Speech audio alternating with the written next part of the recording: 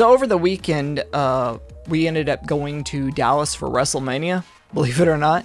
I'd actually bought tickets for this months ago because I was initially anticipating that there would be a certain title match with Alexa versus Charlotte. Then Alexa goes out, and she's basically been out ever since on various leaves. She's actually getting married this week. Yeah, because of that, she never showed up. So it was like, well, I don't know if I still want to go or not. But I was like, well, whatever. We have tickets. Talk with the wife. She's like, yeah, sure. Well, we'll just do it. So we ended up going. And I guess I'll do just kind of a brief run through of my experience there. I'm not going to review the whole thing, but I'll talk about a few matches I thought was cool. On Friday, we went ahead and went to Access Superstore. And so I have some words to say on that. So I was initially anticipating that it would basically be the entire online shop contained within a building. But unfortunately, it was basically about the same selection that you would come to expect from a general TV taping. You know, they had Roman Reigns shirts out the wazoo.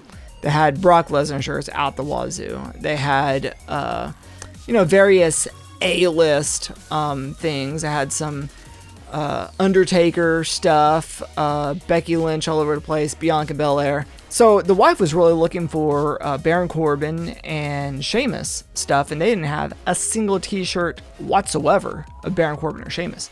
I was looking for any or everything that was Alexa Bliss related. They didn't have a single shirt of hers. But instead of having her there, they decided, in lieu of her not being there, they would just simply have the Alexa's Playground entire set there instead.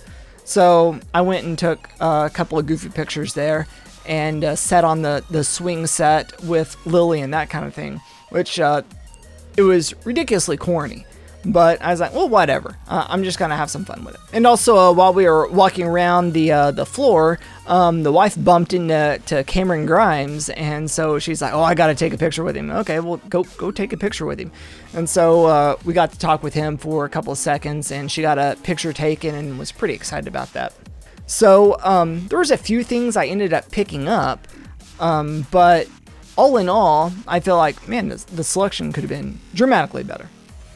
But that aside, it was still interesting to experience the whole thing and walk around and look at everything in kind of a store-like scenario. All in all, it was kind of a short little jaunt. I think we were there for an hour. Just looked at merchandise, bought some things, and got the heck out of there. So on Saturday, we woke up bright and early and went to the American Airlines Center so we could see the NXT Stand and Deliver show that started at noon Central Time. She was really wanting to see the North American match with Cameron Grimes because right now her main attractions on NXT are Cameron Grimes and Dexter Lumis and his story with Indy Hartwell. But the ladder match for the North American Championship was absolutely insane. And the seats that we got were third from the floor directly in front of the ring. So, I mean, we got an extremely great view. There was 6 people between us and the ring. And so the ladder match was insane. It was cool to see Cameron Grimes actually win the championship and to be able to take that home. So that was, she was completely just flipping out about the fact that he actually won. And we got to see the title change and the guy she wanted to see. The women's NXT championship match was pretty interesting.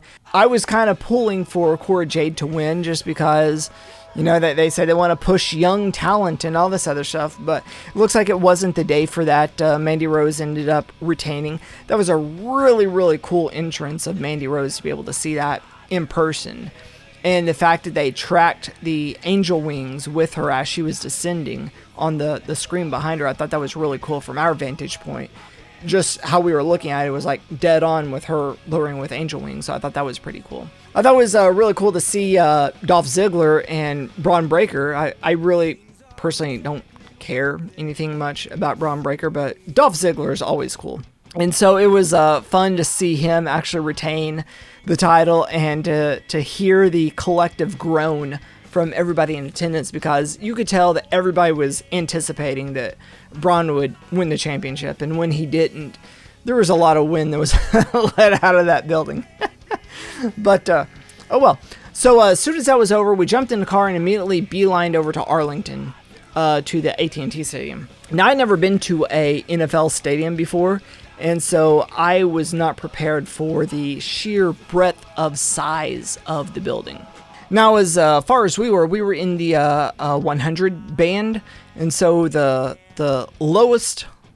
lower level before you get to the risers, and then before you get to the floor. So you had floor, they have risers, and they have the 100 band, and then above that's 200, above that's 300, and above that's 400. So we were pretty decent seats. We were at one of the end zones. So basically the rings, right in the middle, and we're toward the end zone. But it was pretty decent as far as, I could just sit there and watch him in the ring. I didn't have to look at the Jumbotron if I didn't want to. So for me, there were a couple of highlights on day one. Number one, Bianca Belair's entrance was absolutely mind-blowing. The way that they had that set up, the way they had Texas Southern University marching band actually playing her song, and then her song hits, and then the marching band is playing with the song. I just thought it was really cool. And then to see the visual of her coming out, doing her skipping and swinging the hair and all that other stuff. It was just a really, really cool, larger than life entrance. And there's really not much you can do as far as her, something that you can really make larger than life with her, because her whole entire thing is just her charisma. Once you remove the charisma, there's really not much left. I'm saying as far as her presentation goes. In ring it's completely different, but out of ring, you got her charisma. So the fact that somebody came up with that idea, I don't know if it was her, I don't know if it was creative, whoever came up with that idea, which is a really cool original idea and something I would have never even thought of, but it just worked out so stinking well. So her entrance was freaking amazing. And her match with Becky was an absolute great match. And it paid off a almost 1 year long story. I mean, it really is a 1 year story if you go back to last year's WrestleMania. But paid off an almost 1 year feud of her with Becky. And I thought that was really cool that they actually gave the fans some long-term booking, because everybody's major complaint with WWE is they have no long-term booking, they have no long-term storytelling. It's just what are we doing now, what are we doing now, what are we doing now, and that's it. So it was really cool that they actually paid off an almost 1 year long feud with a title change. So Bianca ended up winning the championship from Becky. And from what I hear, Becky's going to take some time off after that. So it'll be interesting to see where they go next with the Raw after WrestleMania. She just came out and said, I got the title, and that was it. Nobody came forward. I was expecting a Bayley to come out of the woodwork, and Asuka to come out of the woodwork, hopefully an Alexa to come out of the woodwork. She's getting married this weekend, so who knows about her. And so the next standout thing on day one was Seth Rollins' match. So leading up there, Seth Rollins, he was petitioning to get on WrestleMania, and he kept on coming up short every which way. And then finally he had a meeting with Vince, and Vince said, I'll put you in WrestleMania. Your challenger will be to be determined. Now, everybody in the know pretty much assumed it was going to be Cody Rhodes, because all the rumors coming out that he had left AEW, he was signing a contract with WWE. Everybody assumed it was going to be Cody Rhodes, but there was still the doubt of what if it's not. And then rumors started coming up that Shane McMahon was being penciled in. So then it's like, oh gosh, what if it's Shane McMahon? I swear, if we hear, here comes the money, this whole entire place is going to explode in rage, and Seth Rollins is probably going to get killed. He's in the middle of the stage, and the lights go out. And then a row of fireworks go toward the stage. And so it's like, then all of a sudden it's just dead silence. So we're like, what's going to happen? And then all of a sudden, the PA hits the American Nightmare theme. And the entire stadium erupts. I've never heard a pop that loud before in my entire going to wrestling events. I've been to quite a few. It was unworldly to witness that sort of reaction. Just 75,000 people in complete celebration. This man, when his music hit, it was deafening in that place. And what's really funny is the stand up for AEW people, you know, the AEW ride or die people. They're on social media and they're all saying, "Oh, that was canned applause. WWE edited that in." It's like, no, dude, no. It was deafening inside that place. The volume of cheers echoing off the wall. That was. It gave me goosebumps. I mean, it was just insane, the amount of jubilation because this man just basically went up an elevator. So the match was really, really good match.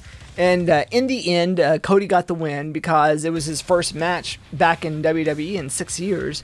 And so they wanted to make a statement. They wanted to say that, hey, we're going to do right by this guy. Well, to begin with, I mean, we don't know how the future's going to hold, but to start off, there's one to say we're going to do right by this guy. So they had him win, and that was a really cool moment. The final moment of night one that I want to talk about was the Kevin Owens KO show. So for 2 months now, he'd been poking and prodding and talking trash on Texas, and finally said, okay, we're gonna have a KO show. And Stone Cold Steve Austin made a video package, and he said, I heard that you've been talking trash on Texas, and that's got to stop, and we're gonna have a confrontation at WrestleMania. So the messaging was that they're just gonna have a KO show. He was just gonna come on the set.